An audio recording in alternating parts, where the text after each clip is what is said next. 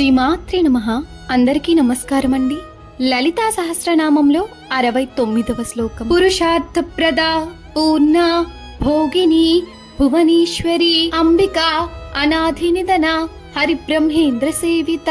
భావం: పురుషునకు కావలసిన ప్రయోజనములు అనగా ధర్మ అర్థ కామ మోక్షములను ఇచ్చు పూర్ణురాలు, భోగములను అనుభవించునది లేదా భోగములను ఇచ్చునది. చతుర్దశ భువనములకు అధినాథురాలు, తల్లి, ఆది అంతము లేనిది, విష్ణువు చేత బ్రహ్మ చేత ఇంద్రుని చేత సేవింపబడునది. ఒక్క నిమిషం కళ్ళు మూసుకోండి. ఒక తల్లి తన పిల్లలందరికీ కావలసినది ఇస్తోంది.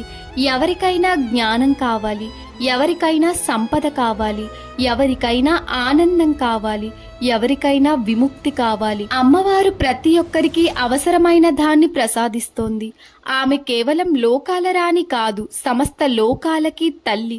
ఆమె ముందు బ్రహ్మ, విష్ణు, ఇంద్రుడు కూడా వినమ్రంగా నిలుస్తున్నారు. నిజమైన సంపూర్ణత బయట వస్తువుల్లో కాదు, దైవ కృపలో. మనము ఏమి కోరుకున్నా దానికి సరైన దారి చూపేది దైవమే. లలిత అమ్మవారి కృప మన అందరిపై. ఆమె మన జీవితాన్ని సంపూర్ణంగా చెయ్యాలి అని ప్రార్థిస్తున్నాను. శ్రీమాత్రే నమః.